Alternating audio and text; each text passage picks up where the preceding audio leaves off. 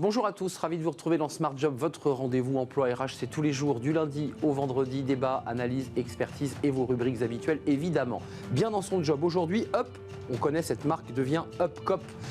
Première scope à mission en France. On fera le point sur l'histoire et le parcours de cette transformation d'entreprise avec Youssef Achour. Il est le président de Upcop, il est notre invité.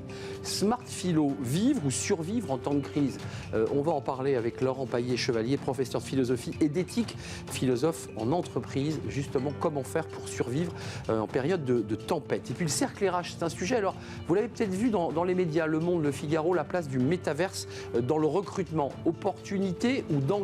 On fera le point avec nos invités, des experts de ce sujet et la vice-présidente et la présidente de l'ANDRH. Et puis fenêtre sur l'emploi, le secteur du bâtiment veut combattre les préjugés à travers justement des vidéos drôles, amusantes. On en parlera avec Fabio Rinaldi, il est le président du directoire de Big Mat France. Il sera notre invité à la fin de l'émission. Voilà le programme.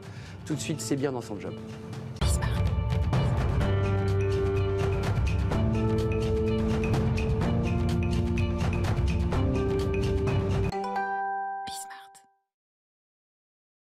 Bien dans son job, vous avez entendu parler de ces entreprises à mission. Elles sont de plus en plus nombreuses, encore assez peu nombreuses d'ailleurs à s'engager sur le chemin. L'une d'entre elles, Up, devient justement une entreprise à mission. Et on en parle avec Youssef Achour. Bonjour Youssef. Bonjour. Ravi de vous accueillir. Vous êtes Merci. Le président de Upcop. Alors pour ceux qui suivent le monde économique, vous étiez le PDG de Up. On peut le dire encore, vous êtes leader européen. Alors des chèques déjeuner, on peut le dire comme ça?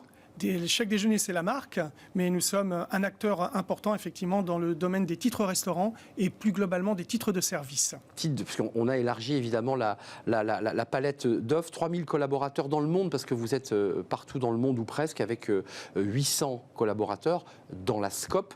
Revenons au début de cette histoire. Qu'est-ce qui fait qu'à un moment donné, vous, le PDG et vos équipes, vous dites qu'il faut qu'on franchisse une étape supplémentaire et qu'on devienne une entreprise à mission quand on sait le parcours que représente l'accès à ce statut? En fait, notre histoire a débuté il y a 60 ans. Bientôt 60 ans, nous fêtons 60 ans en 2024. Et en fait, cette histoire a débuté par un certain nombre de personnes qui se sont regroupées ensemble et qui ont formé une coopérative de salariés. Une coopérative de salariés, donc une SCOP. Donc vous n'étiez pas encore dans l'équipe à ce moment-là? Pas du tout. Il y a 60 ans, non, je ne faisais pas partie de ces fondateurs. Mais effectivement, ces personnes, ensuite, ont réussi un exploit, ont réussi quelque chose d'incroyable, c'est d'installer une coopérative dans la durée, dans la pérennité, mais surtout sur un marché qui était le marché des titres restaurants, avec la marque Chèque Déjeuner. Qu'on tirait avec le petit bruit. Exactement, avec les solutions papier qui, bien évidemment, ont évolué aujourd'hui avec le développement de la digitalisation et de la dématérialisation, avec les cartes et puis d'autres applications qui vont arriver par la suite. Donc, c'était quelque chose d'assez exceptionnel. Et aujourd'hui, je suis le 4e président de cette coopérative, de cette entreprise qui, entre-temps, a énormément évolué puisqu'elle a démarré en France et aujourd'hui, nous sommes présents dans 23 pays. Première scope à mission, d'abord le parcours, c'est quoi? C'est un parcours du combattant. D'abord, il y a une philosophie, il y a une éthique, d'abord dans les scopes, et dans l'idée d'aller acquérir ce statut. Qu'est-ce que ça veut dire pour vous d'être la première scope à mission? Je crois que c'est la preuve de notre résilience et de notre pérennité, du fait effectivement que nous nous sommes inscrits toujours dans la durée, dans le temps long. Et en fait, dès le début, le principe même de nous être structurés en coopérative de salariés a fait que nous avons installé un processus, une gouvernance démocratique. Et cette gouvernance démocratique fait qu'effectivement, les salariés étaient associés à la vie de l'entreprise, à la stratégie de l'entreprise, puisqu'ils étaient à un moment salariés, mais ils étaient aussi à un moment propriétaires, donc sociétaires de l'entreprise. Donc ces principes de gouvernance démocratique auxquels on a allié également la répartition des richesses, donc une égalité totale dans le vote, mais aussi dans la répartition des richesses créées et un dialogue, surtout, un dialogue social très important dans l'entreprise. Tous ces éléments-là sont constitutifs de notre entreprise.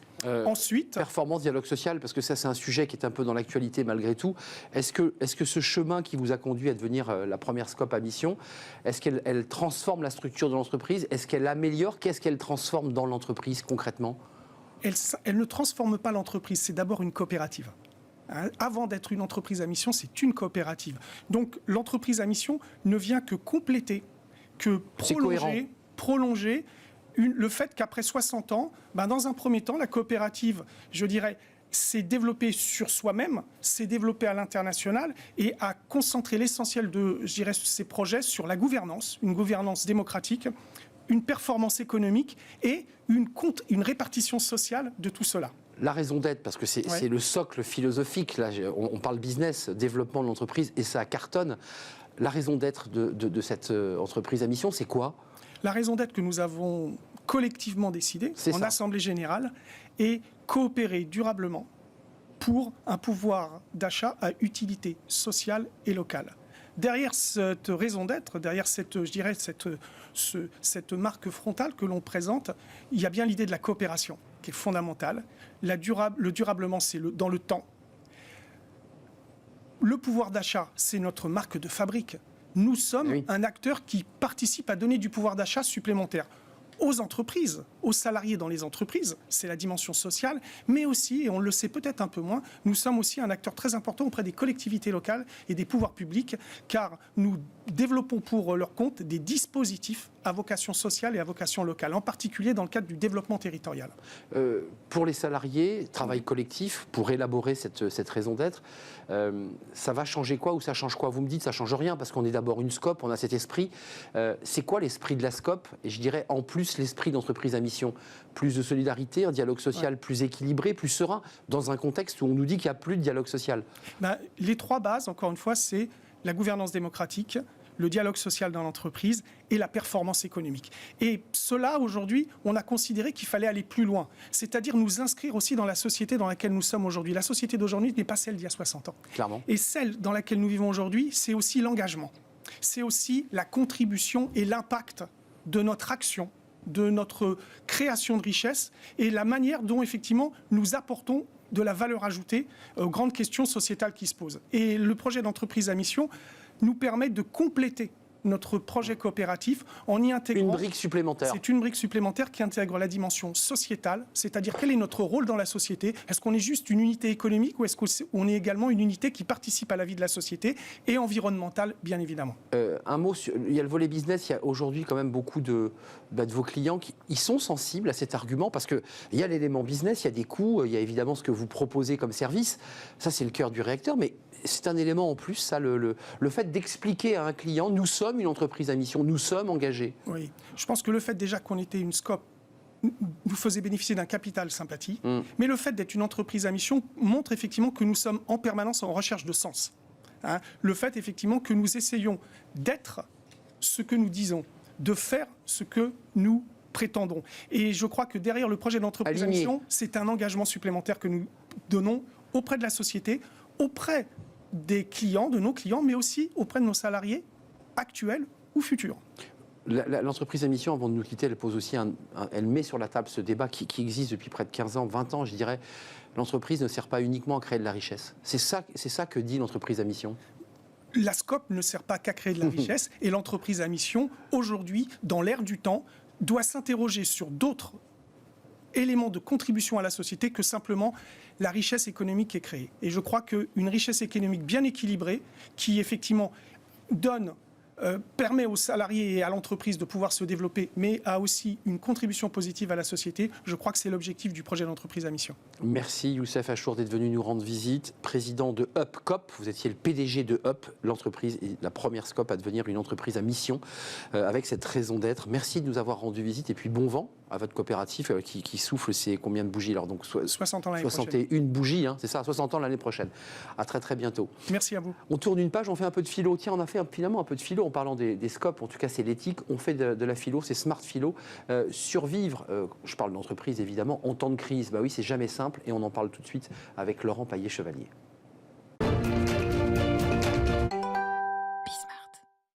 Smart philo, de la philo, c'est important. Vivre ou survivre en temps de crise, c'est le sujet que vous portez aujourd'hui, Laurent Paillet-Chevalier. Ravi de vous accueillir. Professeur en philosophie et d'éthique, philosophe en entreprise. Donc vous allez professer et parler philo devant des managers.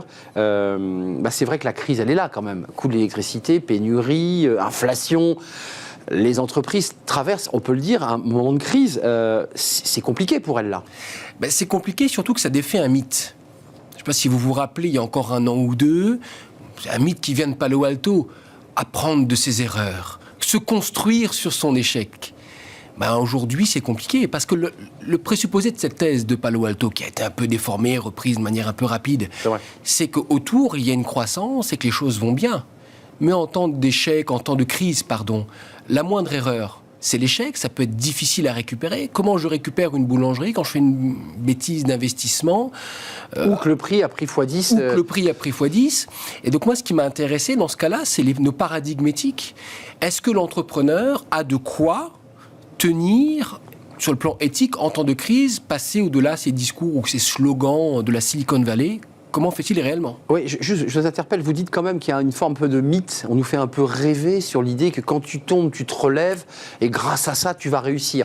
On est un peu dans le mythe. Ben, c'est le mythe de la force indestructible. Alors, américaine, quoi. Américaine, mais parlons de Nietzsche rapidement. Une force, dit Nietzsche, est une force qui lutte contre une autre force. Il faut bien qu'il y en ait une qui gagne et une qui perde. Mais la force n'est pas éternelle. La force se décharge, elle doit être ressourcée, etc. Donc cette idée que l'entrepreneur soit cette espèce de Superman capable de tout affronter, de tout porter, on y va. Oui, mais quand le prix de l'électricité quadruple, quand il y a une guerre en Ukraine, Superman, il fait pas le figure et on a sa kryptonite. Reste sur tes pieds et regarde et réoriente. Mais l'idée, c'est pas de courir comme un dératé après l'échec. C'est ça que vous nous dites. Exactement. Et il y a une expression canadienne que j'aime bien, c'est se retourner sur un 6 cents ou un 6 sous. Les pièces au Québec sont très petites, les pièces de centimes. Donc c'est se retourner rapidement, mais en gardant la même position. Et là, il y a un philosophe grec qui fait admirablement ça. C'est Diogène le cynique, Diogène le chien. Alors pourquoi est-ce qu'il le fait bien? Parce que lui, il reste dans son tonneau. Ah oui, c'est le fameux tonneau de Diogène. Le fameux tonneau, et c'est la cité qui tourne autour de lui. Et il y a 2 concepts de Diogène qu'on oublie assez rapidement. Le premier, c'est le concept d'aeskésis. Oui. Alors, on l'a traduit dans la religion l'ascèse. Mais ça ne veut pas tout à fait dire ça au commencement. Ça veut dire l'entraînement, s'exercer. Mais à quoi le philosophe cynique s'exerce-t-il? Eh bien, il s'exerce à tenir. Il s'exerce à tenir. C'est que le philosophe cynique n'est pas quelqu'un qui pense à la réussite, mais qui s'exerce dans son quotidien à tenir. Tenir contre la chaleur, tenir contre le froid, tenir contre les difficultés. C'est la résilience que vous décrivez là. C'est pas tout à fait la résilience. La résilience, elle est psychologique. La résilience, c'est comme une éponge. Là, c'est physique. Et là, c'est physique. Parce qu'un entrepreneur qui ne sait pas comment payer ses factures le soir, il ne dort pas de la nuit. Il ne dort pas de la nuit. Et il faut arrêter de dire que tout va bien. Non, ça ne va pas bien, oui, c'est dur. Mais quand c'est dur, on peut mobiliser le corps, on peut avoir une hygiène, en quelque sorte, dirait le cynisme antique, mais une hygiène qui consiste simplement à dire, maintenant, je refuse d'avoir une vie dans l'abondance, je refuse d'avoir une vie... D'où la 16, là, on arrive à la 16. On arrive à la 16. Je refuse d'avoir une vie dans la réussite, mais pour sauver mon business, pour sauver mon entreprise, qui est pour moi première... La raison de vivre. La raison de vivre. J'accepte une vie simple. En grec, un mot poneia, mais peu importe, qui est la déesse de la pauvreté, et aussi la déesse de la simplicité. C'est qu'il faut accepter d'avoir cette forme de simplicité de vie. Au Québec, on dit la simplicité volontaire dans les années 90, d'avoir cette simplicité volontaire pour tenir. Et je vais tenir, si je refuse au mythe de l'opulence, je vais tenir dans une forme d'ascèse, en disant je vis simplement, je continue à faire mon pain, mais je vais le faire plus simplement. Mais mon entreprise continue. Mais mon entreprise va continuer à aller. Et oui, c'est difficile, et je ne peux pas te dire que ça va bien, puisque ça va mal. Mais par une forme d'ascèse, d'entraînement, et tous les jours, vivre cela comme un entraînement. Vivre cela comme un entraînement. Et ça, vous le tirez de Diogène le cynique. De Diogène le cynique. Et il y avait un deuxième axe, si vous avez le temps il y avait deux axes sur Diogène. L'autre axe, c'est cette simplicité volontaire en contemplant la pauvreté. C'est que la pauvreté, c'est pas quelque chose que l'on subit. La pauvreté, ça peut être quelque chose que l'on choisit. Mais non pas choisir de faire le pauvre, de mimer le pauvre, choisir d'avoir une vie simple, une vie ordinaire. Et dans cette quotidienneté, trouver les moyens pour de nouveau développer mon entreprise. Et si développer mon entreprise pouvait avoir maille à partir avec la simplicité du quotidien. Non pas chercher les gains, mais chercher la simplicité effective. Assécher, quoi. Plutôt incarner. Incarner. Enraciner. passionnant, Laurent Paillet-Chevalier. Merci pour ce petit accent québécois au passage que vous nous avez fait, que vous faites fort bien. Passionnant. Merci de nous avoir rendu visite. Professeur de philosophie d'éthique, philosophe en entreprise. Merci de nous avoir éclairé sur ce sujet qui en apparence paraît simple et qui tire en fait beaucoup de ficelles et d'idées philosophiques. Merci beaucoup. Merci. On fait une courte pause. On va s'intéresser alors à un sujet. Je sais que les philosophes s'en sont emparés et un jour vous vous en emparerez sur ce plateau, le métaverse. Avoir son avatar. Est-ce que c'est un outil utile pour le recrutement, pour les RH, donc pour le dire simplement, gadget ou révolution? On va essayer d'expertiser ce sujet. La presse nationale, le Figaro, Le Monde a traité ce sujet abondamment. Est-ce que le métaverse, finalement, va faire partie de notre quotidien? C'est la question que l'on se pose juste après la pause, justement.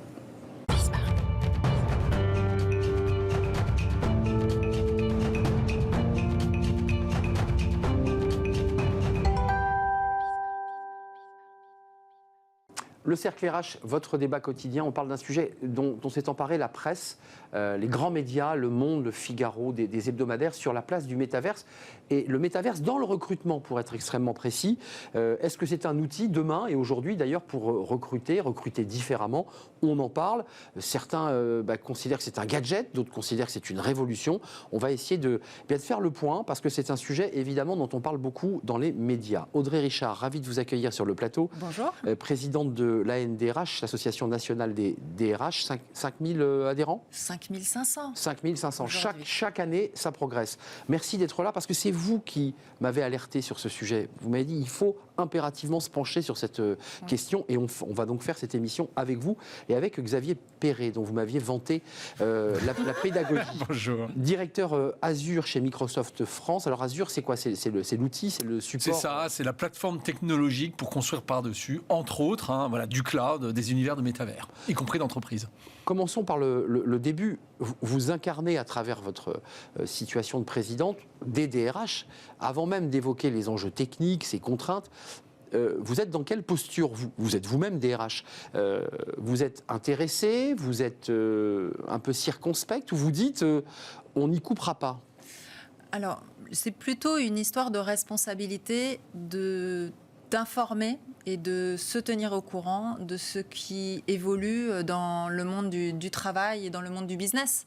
Et aujourd'hui, l'association a ce rôle d'information, de réflexion sur finalement, OK, il y a cette évolution sur le métavers, sur les technos, le virtuel, l'intelligence artificielle. Quels sont les impacts sur les métiers ? Quels sont les impacts sur notre business? Et nous, comment, en tant que DRH, on peut intervenir et aider les équipes dirigeantes? Je vais donner la parole à Xavier Perret, mais il y a une définition que je vais vous soumettre. Mais vous, dans votre quotidien et à travers le réseau que vous animez, à Paris et partout en France, est-ce qu'il y a déjà des utilisations du métaverse ou est-ce qu'on est vraiment dans de l'observation? Oui, on le verra probablement. Ouais. Oui, il y a des utilisations, plutôt de grands groupes. Carrefour, on ne peut pas le citer. J'allais noter. Entre autres, mais pas que, des entreprises de conseil également. Donc oui, il y a des exemples concrets, des tentatives. Alors après, c'est plus ou moins bien réussi, mais ce sont des tentatives. Et je pense qu'il faut regarder cela pour voir comment...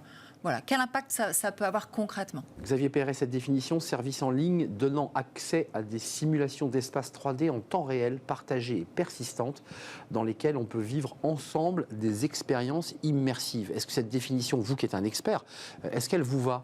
Oui, je pense qu'on peut résumer aussi un petit peu différemment en se disant qu'on va créer un clone numérique, un jumeau numérique, alors de soi-même ou finalement de son environnement de travail, pour mieux collaborer, recruter, onboarder. On va voir un peu les différents cas. Et effectivement, les plateformes technologiques existent.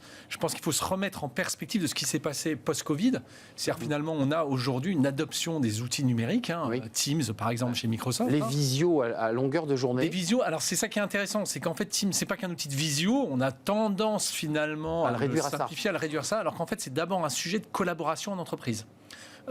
Comment on va interagir, comment on va créer de l'engagement en équipe derrière. Et donc on voit que les gens ont envie d'une forme de collaboration d'interrogation, voilà, de coopération qui est peut-être encore supplémentaire, qui va combiner, en particulier les jeunes générations, des choses que les gens retrouvent, mais ailleurs. Je pense au social, la façon des réseaux sociaux, je pense au gaming aussi, voilà, derrière. C'est un peu ça qu'on va trouver dans cette idée où il y a des moments, on va peut-être avoir des moments d'engagement de type métavers. Alors, vous n'êtes pas neuropsychologue, mais quelle utilité ça a, puisqu'on nous dit qu'on n'arrive plus à communiquer ensemble, que c'est compliqué, qu'on est tous sur nos téléphones. Est-ce que ça peut avoir une utilité, puisque vous dites que c'est du collaboratif? Est-ce que le métaverse peut être un outil qui nous permettrait de mieux communiquer en entreprise?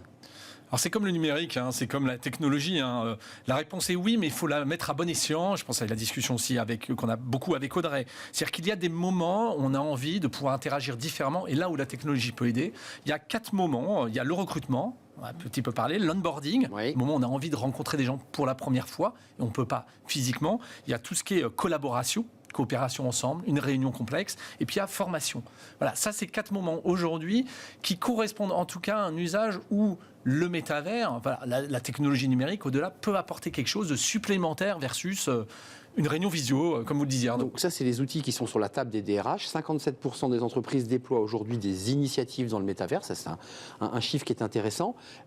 Onboarding, accueillir un collaborateur. Et j'entends gamification, le caractère ludique. Et je redis, Alexandre Bompard a lancé une initiative Carrefour. C'est quand même le grand patron de Carrefour.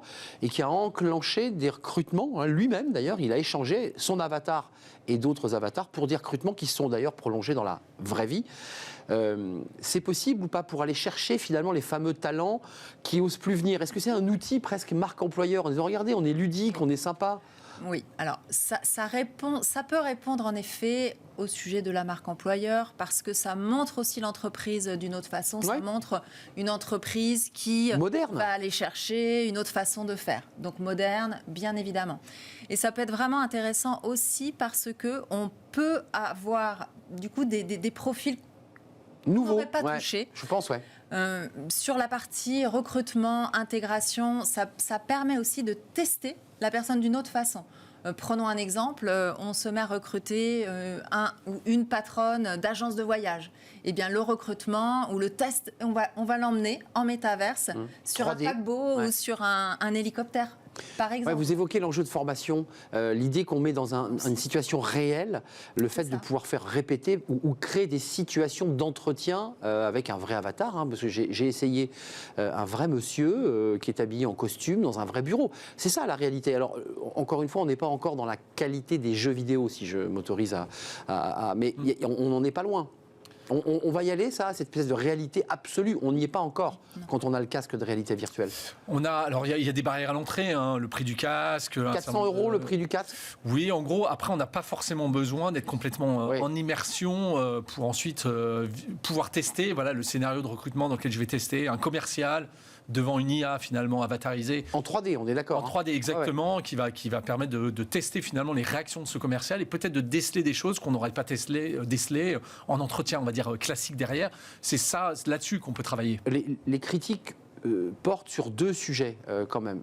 On va parler de la santé mentale, enfin en tout cas des problèmes d'ondes liés à ce casque, parce qu'il y a quand même un travail de l'État sur cette question. Combien de temps on peut avoir ce casque sur les yeux? Mais il y a des enjeux aussi sociologiques. J'ai vu qu'en Allemagne, il y avait déjà eu un cas de harcèlement. Alors c'est traité par une cour en Allemagne de harcèlement sexuel dans le métaverse, dans la 3D. Est-ce que tous ces sujets d'éthique, d'organisation, parce qu'après tout ce qu'on vit dans la réalité, on risque de le revivre dans le métaverse, non?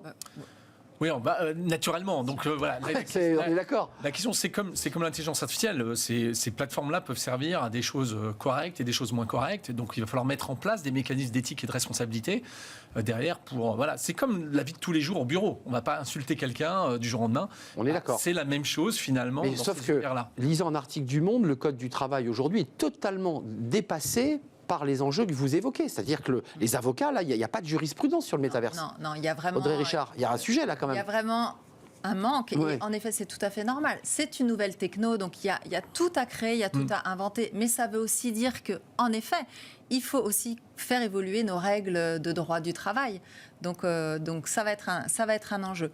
Maintenant, en termes de limites, moi, ce que j'ai en tête, et je pense qu'il faut vraiment faire attention à cette population qui n'est pas familière avec l'outil numérique. Oui. Parce que Déjà, avant même de parler de métaverse. Exactement, parce que ça voudrait dire que là, on s'empêche d'aller adresser une population, d'aller recruter des profils. Donc je pense que l'électronisme C'est ça. peut être un frein. Peut être un frein. Mais votre travail chez Microsoft, puisque vous êtes une grande entreprise d'informatique, c'est d'abord aussi de faire de la pédagogie, parce qu'il y a une grande masse de Français qui n'ont pas essayé. Il s'avère que j'ai essayé à plusieurs reprises cette expérience. Il faut l'essayer, mais en fait, il y a beaucoup de peur, je dirais, autour de cet outil. Vous l'entendez ? Alors complètement. Je pense que ce qui est intéressant c'est que c'est aussi des outils qui peuvent paradoxalement, au contraire, être beaucoup plus accessibles que peut-être d'autres formes. Peut-être que quelqu'un va être plus gêné en visioconf, en fait. Ouais. Alors que peut-être qu'avec ces outils, si on les présente bien, ça va libérer et déceler, encore une fois, des potentiels des gens plus timides qui, en fait, recèlent des vraies capacités, des vraies opportunités derrière. Je suis tout à fait d'accord parce que en se mettant dans un avatar, entre guillemets, peut-être ça peut désinhiber certaines personnes. Oui, ça permet de se cacher derrière, en quelque sorte. Oui, ou de se libérer. Ou au contraire de déceler d'autres choses qui sont peut-être des capacités, des skills différentes. Pour la personne, mais aussi pour un recruteur, un formateur qui peut tester des hard skills, voilà. des compétences métiers, mais aussi des soft skills. Et ça peut permettre d'éviter certains biais, peut-être, des discriminations aussi. Mais ça veut dire que vos équipes, excusez-moi Audrey Richard, parce qu'encore une fois, vous êtes DRH, c'est-à-dire que vos équipes, vous devez les équiper d'un ou deux casques de réalité virtuelle, des outils, pour que la communication se fasse. Enfin, il y a quand même un peu de technologie au côté entreprise, tout à fait. Et donc d'investissement, on est d'accord? Je suis tout à fait d'accord. Alors, chez Up, on est en train d'y arriver, on est en train de tester. Alors, on n'est pas sur du métaverse encore, mais on est passé au casque virtuel pour justement travailler et proposer à nos salariés de la formation en casque virtuel. En termes d'impact, ça a beaucoup plus d'impact qu'une formation classique sur certains sujets, bien évidemment. C'est l'expérience immersive. Mais la personne, on est totalement en situation. Et je trouve que c'est intéressant. J'invite à regarder cela. 95% des dirigeants, et ça c'est une bonne nouvelle parce que vous portez cette question, suscite un débat avec des fantasmes. Il y a quand même pas mal de fantasmes véhiculés par le métaverse, mais 95% des dirigeants pensent que le métaverse aura un impact positif pour leur secteur d'ici 5 à 10 ans. Ça veut dire qu'il faut prophétiser, il faut expliquer, il faut accompagner et faire tomber peut-être quelques freins. Un mot sur la santé mentale quand même. Ce débat est posé. Vous qui êtes un expert, combien de temps on peut garder ce casque? Parce qu'on ne peut pas faire une réunion de 2 heures avec le casque.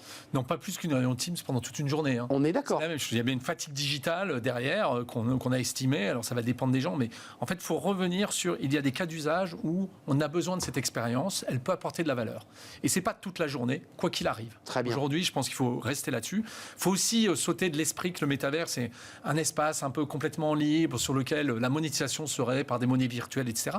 En fait, paradoxalement... C'est souvent lié au NFT. Ça, c'est souvent lié à tout ça. Voilà, lié au NFT, à la blockchain, au cryptocurrency. En fait, le métaverse, en tout cas d'entreprise, il peut être au contraire un espace presque de compagnonnage numérique. C'est-à-dire qu'on va former les gens. Il y a des moments de formation et on le voit beaucoup. Alors, Audrey en a parlé, on le voit aussi dans l'industrie. C'est-à-dire quand on a des métiers très précis où je ne vais pas envoyer un expert pour aller former. On est sur la 3D, on travaille. On est sur la 3D, on va travailler, on va collaborer ensemble dans un environnement. La chirurgie, l'industrie. En simulant, effectivement, de façon numérique. D'ailleurs, il y a des impacts. Il n'y a pas besoin de simuler une voiture et de la faire tourner, au moins les simuler numériquement. Je vais pouvoir intervenir. Donc, en fait, au contraire, on peut utiliser le métaverse comme un espace d'échange, de transfert de compétences, de formation. C'est vraiment vers là qu'on va voir les premiers effets. Mais dans votre réflexion de DRH et chez les collègues avec qui vous échangez, l'enjeu de formation, il est clé. La réalité, c'est que parfois, on n'a pas le temps, on n'a pas les coûts. Vous intégrez le métaverse, ou en tout cas l'outil métaverse, dans vos équipes, dans vos bureaux, dans une salle, et vous faites passer à tour de rôle. Est-ce que ça, c'est une réflexion que vous menez, sur laquelle vous dites c'est peut-être l'issue au gros problème de formation que rencontrent les collaborateurs? C'est une autre façon, une autre techno pour se former, comme je le disais, qui peut compléter, qui peut avoir tout son sens, pas sur toutes les formations. Donc oui, après que ce soit réalisé en entreprise ou à la maison, à la rigueur, aujourd'hui, on peut Enfin, tout faire. je m'autorise, vous contrôlez Voilà. mieux quand même la faire. durée du casque et la gestion de l'outil que lorsqu'on est seul chez soi. Parce que je l'ai essayé, il faut quand même être un peu accompagné parce qu'on perd quand même tout repère. Enfin, Tout à fait. on est d'accord. Après, vous avez raison sur la notion de droit à la déconnexion. Oui. Je pense que ça, c'est très très important. Aujourd'hui, on parle assez peu de santé mentale dans les entreprises. Je pense que cette thématique-là est adressée par les DRH. On en parle de plus en plus. Vraiment, on a ce point d'attention en tant que RH auprès des équipes.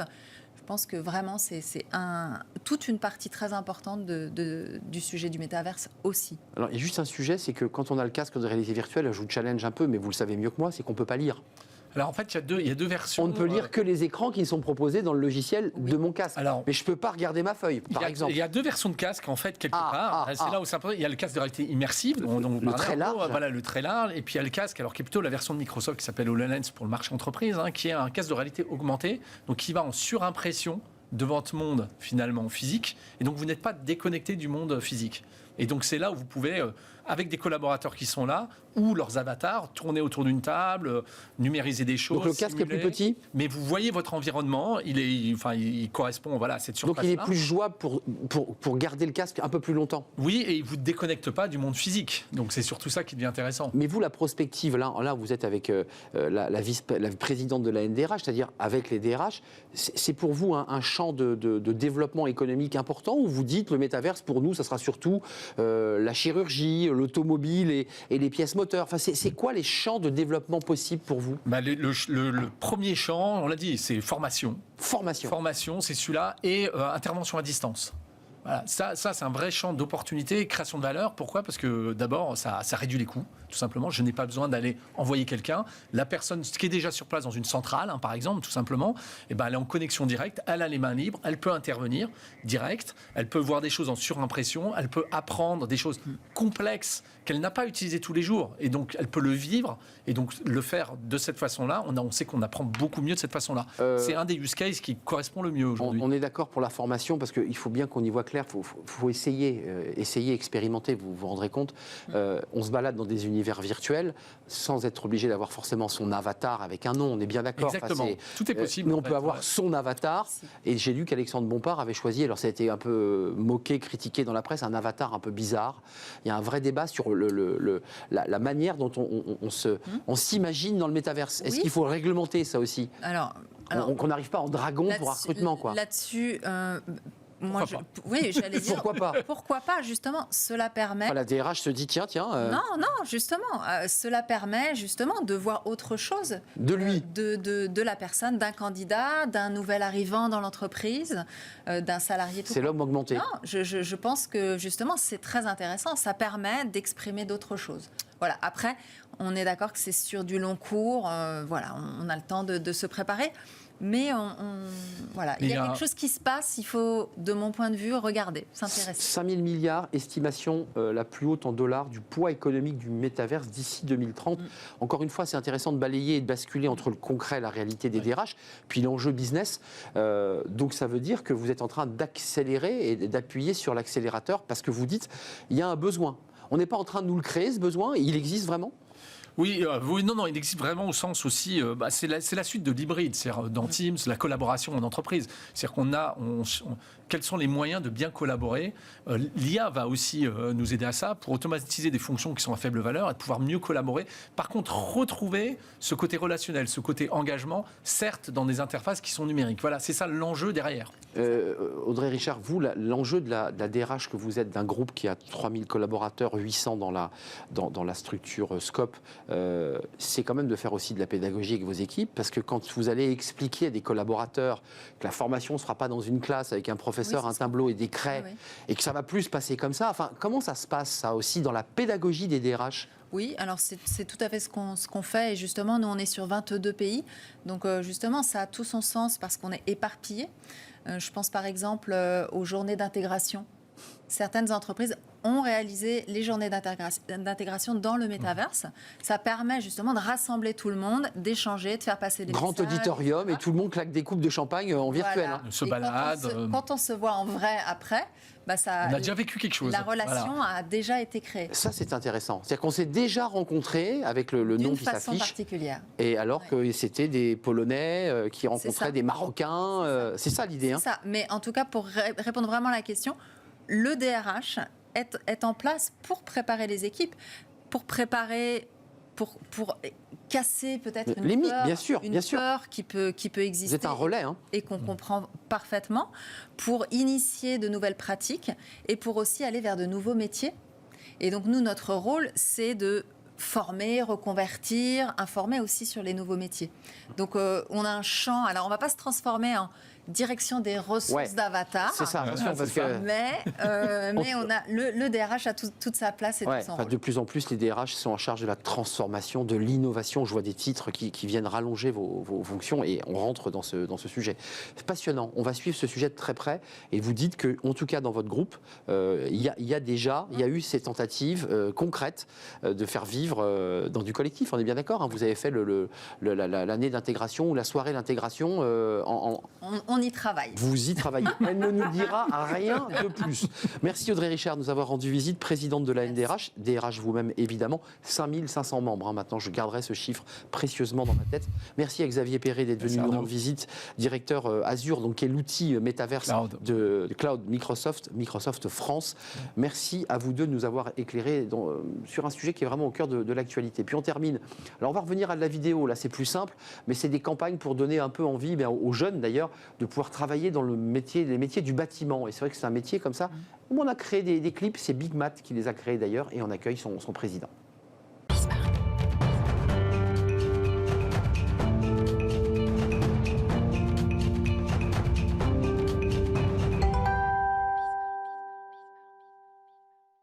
Fenêtre sur l'emploi, comment donner envie aux salariés, alors aux jeunes et pas jeunes d'ailleurs, d'entrer dans la carrière du bâtiment. C'est pas si simple, combattre les préjugés et puis donner tout simplement envie. Peut-être y a-t-il une solution trouvée par Fabio Rinaldi. Bonjour Fabio. Bonjour. Ravi de vous accueillir, président du directoire de Big Matt France. Alors, leader européen des matériaux de construction de rénovation. C'est comme ça que je vous présente ?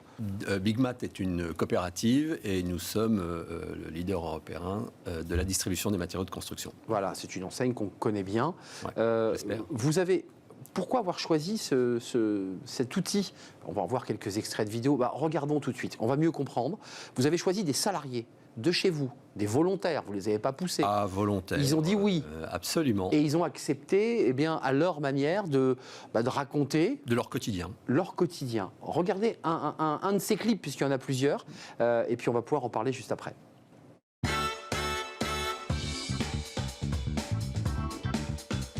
Bonjour, je m'appelle Charlie, j'ai 33 ans. Dominique, 47 ans. Dylan, 27 ans. Franchement, oui. Ouais, je chante fort quand je suis tout seul, même avec mes collègues. Oui. Bien sûr, tous les jours. Ouais, je l'ai gagné. Moi. C'est moi, je suis le meilleur. Trop booba, désolé. Non, j'ai pas eu l'autorisation. On a bien essayé. Il était déjà débridé avant que j'arrive. Pour la vitesse, oui. Si tu cherches la sensation forte, faut aller là-bas. C'est pas le chariot qui va plus vite, c'est le magasinier. Alors Fabio, c'est intéressant parce que c'est vraiment le quotidien. Il faut être allé dans un de vos commerces. C'est gigantesque, hein, c'est des caristes, on lève, des palettes, on livre. Et ils nous racontent très cash quand même leur quotidien. C'est très cash. En fait, c'est vrai qu'on a donné la parole à nos collaborateurs. Il n'y a pas de censure là. Non, il n'y a pas de censure. On n'a pas besoin d'aller rechercher des acteurs autres. C'est d'ailleurs la deuxième campagne que nous menons avec nos collaborateurs. Et dès qu'on les sollicite, on a un nombre de volontaires incroyable. Alors effectivement, je précise que là, on est sur quelque part un peu le côté humoristique et ça fait plaisir de voir qu'ils se sentent bien et ça montre ce qu'ils vivent au quotidien. Tout ça est fait quand même dans les règles de sécurité, je tiens à le préciser. Voilà, le président rectifie un peu. Disons que Non, mais c'est important. Mais ça montre ô combien ces métiers sont... Ces caristes, là, en particulier. Là, en l'occurrence, ce sont les gens qui conduisent des chariots élévateurs. Mais il y a des besoins, que ce soit dans tous ces métiers spécialisés, où on a besoin de licences, de permis particuliers, comme des chauffeurs poids lourds, livreurs.